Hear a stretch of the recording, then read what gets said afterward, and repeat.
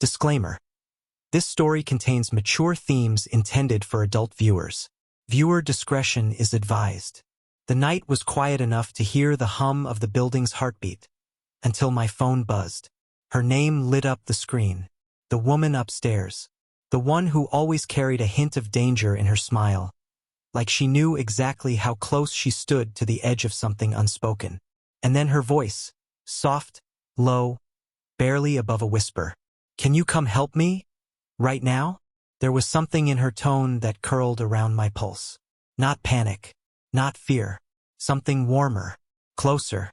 The kind of warmth that pulls you forward before your mind even catches up. When I climbed the stairs to her floor, the hallway felt different, as if every light had dimmed just enough to push me toward her door. It opened before I even knocked. She stood there, framed by the glow of a single lamp behind her, wearing the kind of expression that made the air feel heavier around us. Her breathing was shallow, controlled but charged, as if she'd been waiting by the door with her hand on the knob. The space between us tightened, drawing me inside. She stepped back slowly, and her shoulder brushed mine. Barely a touch, but it sent a quiet ripple through the room. Inside, the atmosphere felt warm enough to wrap around my ribs. Curtains swayed slightly as if her apartment breathed with her. She moved closer, not touching, just close enough that her presence skimmed along my skin like a quiet confession. "I didn't know who else to call," she murmured, her eyes tracking mine with a tension that lingered between invitation and hesitation. Every movement she made carried a hint of intention. The way she tucked a loose strand of hair behind her ear. The way her fingers lingered on the edge of the table. The way she exhaled slowly, as if deciding how much she was willing to reveal. And still, she didn't tell me what she needed. She just stepped nearer, lowering her voice until her breath grazed the space between us. "I hope you don't mind coming this late." Her hand brushed mine. Accidentally or maybe not. And the moment stretched, sharp and delicate, balanced on a line neither of us had crossed before. Then she said something so quiet I almost missed it. "Before I show you, I need to know if you're sure you want to be here." The door clicked shut behind me, and in the thick, magnetic silence that followed, I realized something was about to happen. Something she wasn't ready to say out loud yet. The moment the door settled behind us, the room seemed to tighten. Not physically, but in the way silence sometimes holds its breath before something important happens. She didn't move away. If anything, she drifted a fraction closer, enough for the faint warmth of her skin to ghost against the air between us. Her eyes wandered, first to my hands, then up to my face. Not bold, not shy, just searching, as if she was reading what I wasn't saying out loud. When she exhaled, the breath shimmered between us, soft and warm, and the tiny sound of it felt louder than the whole apartment. "I didn't wake you, did I?" she asked, her voice dipping like she was testing my pulse with her words. "No," I said, though the truth was I hadn't been awake. But I was now. She stepped past me, brushing my arm so lightly it felt intentional. The contact flashed through me in a slow wave that settled somewhere deep and restless. She pretended not to notice, but the slight curve at the corner of her mouth told me she did. The lamp behind her painted the edges of her silhouette in a soft glow. She reached for something on the counter and paused, her hand hovering, her body angled just enough that I could sense the tension in her shoulders. When she turned back, her fingers grazed my wrist, quick, feather-light, yet somehow deliberate. "Sorry," she whispered, though she didn't pull away immediately. Her touch lingered a moment longer than an accident should. Then she stepped back, her voice dropping lower. "I called you because I needed help with something I can't do alone." My heartbeat kicked, reacting before my thoughts formed. "What kind of help?" I asked. Her gaze locked on mine, and the air between us thickened. She took a slow step forward, the soft floor muffling her movement but not the effect it had on the room.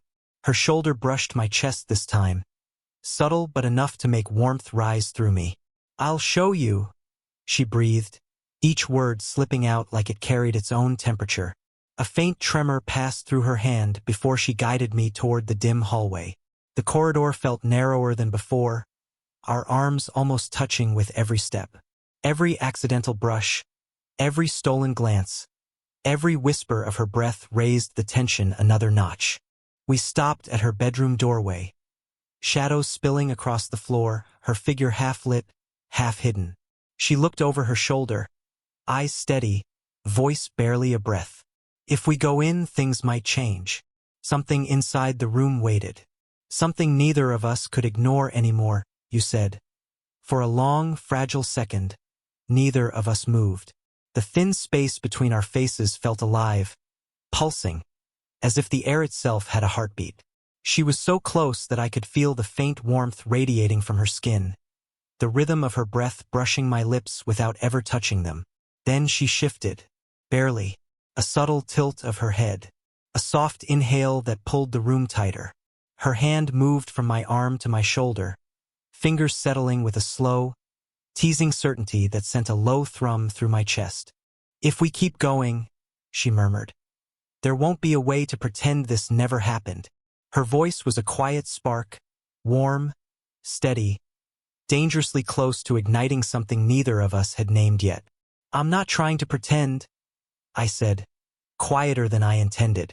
The words hung there, vulnerable, suspended in the hush between us. She stepped even closer, the heat of her body brushing along mine in a barely there contact that felt sharper than any touch. Her breath deepened, and the soft rise of her chest matched the tension building in my own. Every movement she made was deliberate now. She reached behind me, her fingers gliding past my waist to push the door fully shut. The click of the latch was soft, but final, felt like the sound of something sealing our fate. Her eyes flicked to the door for a heartbeat, then returned to mine with a new intensity. Steady, fearless, almost daring. No turning back now, she whispered. She traced a slow, uncertain line down my chest. Not bold, not casual, just enough to make the air tighten again. Her fingertips hovered, paused, trembled slightly, as if she battled the same thought unraveling inside me. We're crossing something, she said, her voice low and uneven. Something we can't undo. Her forehead brushed mine, soft, warm, fleeting. A breath of contact, a confession without words. It wasn't a kiss. It was the prelude to one, heavier than the act itself. The room felt thick, spinning with heat and anticipation. Even the shadows leaned closer, as if watching, waiting.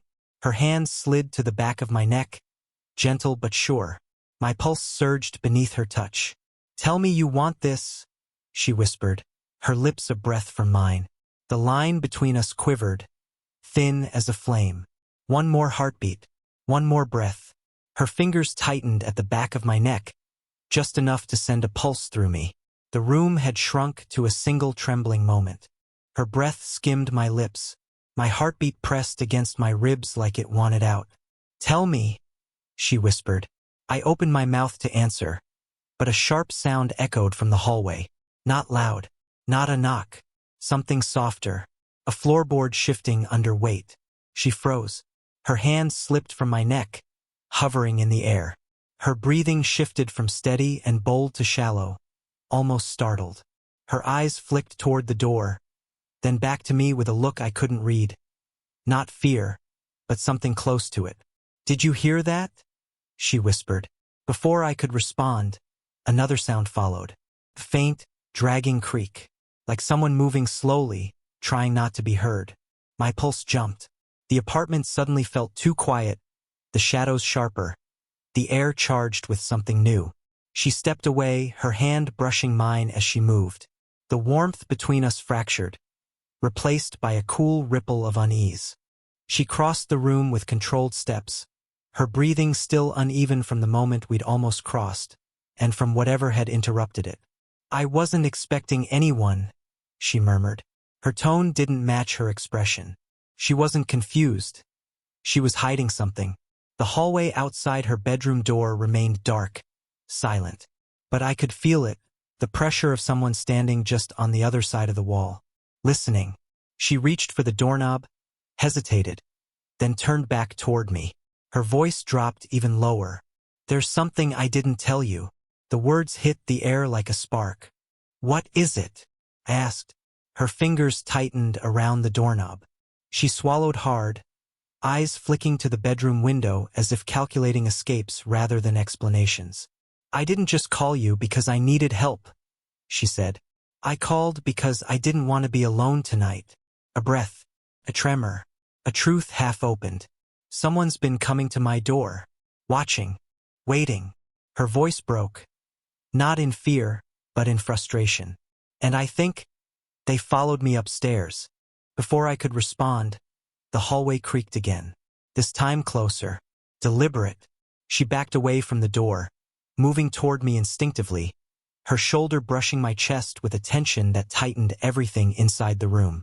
I shouldn't have dragged you into this, she whispered. You didn't drag me, I said. I came. Her eyes lifted, fear mixed with something else, something still burning beneath it. The heat from before hadn't disappeared. It had just twisted into something more intense, more dangerous. The hallway went silent. Then a single slow tap on the door. Soft, measured, chilling. Her breath caught. My pulse surged. Whatever was waiting outside wasn't going away. And neither were the things tightening between us. The tap on the door echoed through the room like a pulse. One single knock, soft but deliberate, as if whoever stood outside knew exactly how close we already were, and wanted to press harder. She moved toward me instinctively, the way a flame leans toward warmth instead of away from danger. Her hand found my arm.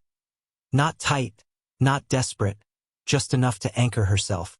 The fear in her breathing mixed with the heat that hadn't faded between us. Instead of cooling, everything intensified at once. A rush that felt like the moment before lightning strikes. Another tap. Closer. More confident. I stepped in front of her, and she didn't resist. Her chest pressed lightly against my back, her breath unsteady but warm. Every exhale brushed my skin, tightening something inside me that had nothing to do with the shadow in the hallway. This needs to end, I whispered. Then open it, she breathed back, her voice trembling with a mix of fear and something far more dangerous. But whatever happens, don't leave. Her words hit me harder than the knock. The moment stretched, thick, trembling, magnetic. I reached for the door. Her hand slipped onto my back, slow and deliberate, as if telling me without words that she wasn't ready to lose the closeness we were standing in. And neither was I. The tension building all night suddenly converged, sharp and electric, pulling us together even as danger pressed in from the other side of the door. I twisted the lock. The door swung open. The hallway was empty, but the air felt wrong, heavy, disturbed, like someone had been there only seconds before. I stepped out, scanning the dim corridor, pulse pounding. Nothing. No footsteps. No shadows. Only the lingering cold of someone who'd vanished too quickly. Then her voice came from behind me.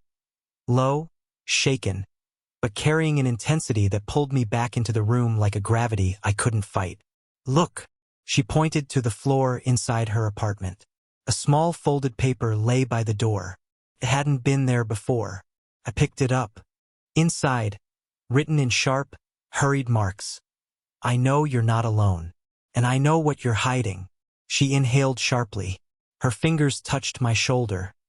Seeking reassurance or giving it, I couldn't tell. Who would leave this? I asked. She looked at me with fear, and something else smoldering beneath it. That's the problem, she said quietly. It's not one person. The tension between us didn't fade. It doubled. And for the first time, I realized we were tangled in something far bigger, far darker, and far more intimate than either of us had imagined. The note sat between us like a live wire, its message sharp enough to slice through the air. She stepped closer, her shoulder brushing mine, the contact instinctive, almost protective. Even now, even with the hallway cold and threatening, the pull between us hadn't dimmed.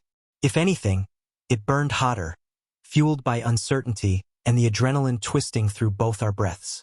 I should have told you everything earlier, she murmured. But I didn't want you to think I was imagining things. I turned to face her. The shadows curled along the edges of her expression, but the warmth in her eyes remained undoing me piece by piece. She looked tired, tense, but still impossibly composed, like someone who had been holding herself together for far too long. "Start now," I said.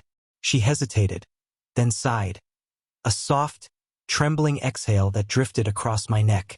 I moved upstairs because I needed distance from someone who didn't want to let go, someone who knew how to hide, someone who watched more than they talked. Her voice cracked on the last word, and the moment softened, folding into something closer, deeper. I didn't step away. I didn't want to. "And now," she whispered. "They're not watching from far anymore." Her hand slid into mine. Not desperate, not dramatic, just seeking a sort of steady grounding only closeness could offer. The warmth of her palm eased the cold left behind by the note. Our fingers intertwined with a quiet certainty that felt more intimate than anything we'd nearly crossed earlier. "We'll deal with them," I said, my voice low. "Whoever they are." She held my gaze for a long, slow heartbeat. Something in her eased trust, relief, and something warmer rising beneath both. She leaned in, not to cross a line, but to rest her forehead lightly against mine. A touch simple and unbelievably charged. Her breath mixed with mine. "Steady now. Warmer. Closer." "I'm glad you came tonight," she whispered. The danger outside hadn't vanished. The mystery wasn't solved. But the tension between us, sharp, honest, irresistible, had settled into something that promised it wasn't done with us yet. The night felt different now, less frightening, more alive. And as she guided me deeper into the room, not with urgency, but with slow, deliberate closeness, I realized the fire between us wasn't ending here. It was only finding its shape.